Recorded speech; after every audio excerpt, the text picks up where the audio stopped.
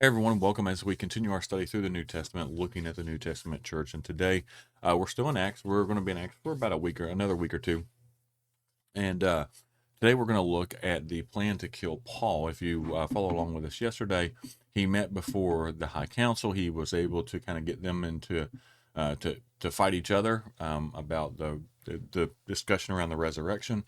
And so the commander takes him out of there and said, man, they're going to end up killing him. And so then we're going to see today that there's this plan now to kill Paul. So this is going to be from Acts 23, verses 12 through 22. It said, the next morning, a group of Jews got together and bound themselves with an oath not to eat or drink until they had killed Paul. There were more than 40 of them in the conspiracy.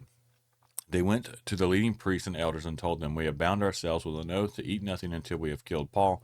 So you and the high council should ask the commander to bring Paul back to the council again. Pretend you want to examine his case more fully. We will kill him on the way. But Paul's nephew, his sister's son, heard of their plan and went to the fortress and told Paul. Paul called for one of the Roman officers and said, take this young man to the commander. He has something important to tell you. So the officer did, explaining, Paul the prisoner called me over and asked me to bring this young man to you because he has something to tell you. The commander took his hand, led him aside, and asked, what is it that you want to tell me? Paul's nephew told him, some Jews are going to ask you to bring Paul before the high council tomorrow, pretending they want to get some more information. But don't do it. There are more than 40 men hiding along the way, ready to ambush him.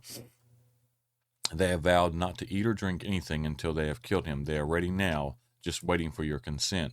Don't let anyone know you told me this, the commander warned the young man. And so, what we're going to see tomorrow is because of this information, because of Paul's nephew, letting the commander know, they're going to move him to Caesarea. And so this plan, right, to kill Paul was desperate. And again, we see this. This was kind of the MO of the Jewish people of this time. You know, they did this with Jesus. They didn't like what he had to say. He had become popular. So there's like, oh, well, we'll kill him. All right. And so now it's the same way with Paul. They don't like what the Paul's message, but especially about Jesus.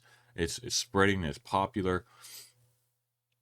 And so again, with the consent of the High Council, it's these guys have taken an oath not to eat or drink anything until they kill Paul, and so they go along with it. And it's just the hypocrisy of this type of this is what religion leads to. I'll say that, because we see that even in the church today, right?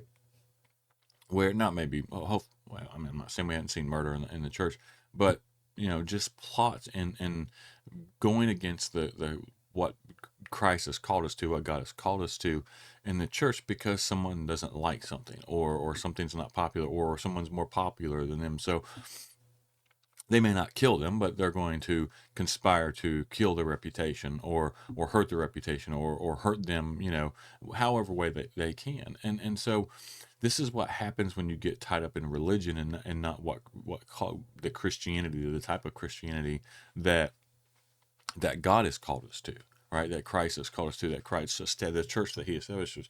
Because in no circumstance should anyone who claims to follow God behave this way, right? Whether it's conspiring to murder someone, or whether it's conspiring to hurt someone's reputation, or to bring someone down, or to any type of, to cause harm of any type, emotionally, physically, whatever, to anyone, right? And their main purpose for this was to stay in power. This is the whole reason their whole reason for this was so they can keep their control. They were and their power more than anything. Then, I mean, because truthfully, if they truly believed, and I mean, just the start of this would be the Ten Commandments. If they believed in the law, I mean, this is murder.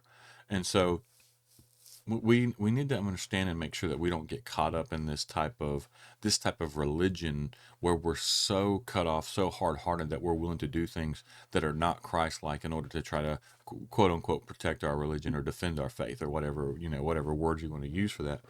And so we see here that Paul's nephew found out about this. This was his sister's son. And so because he found out about this, he went and reported it to Paul. And then Paul was like, hey, you got to tell these Roman officers this, tell the Roman commander. And so what we're going to see, and I skipped ahead a little bit in the notes here, so we could have a little bit more time, a little bit more information in this, is they're going to provide a mounted escort to take Paul, and we'll read about this tomorrow, safely to the Roman governor Felix in Caesarea. And this was the Roman headquarters for the Judea area that they were in. And there, Paul would have much greater protection than he does in Jerusalem. And they take this and they do this execution at night in order to make sure that's, at maximum security, so no one knows. It's something they suddenly do and don't let anyone know about it. And so we'll see that. We'll see tomorrow.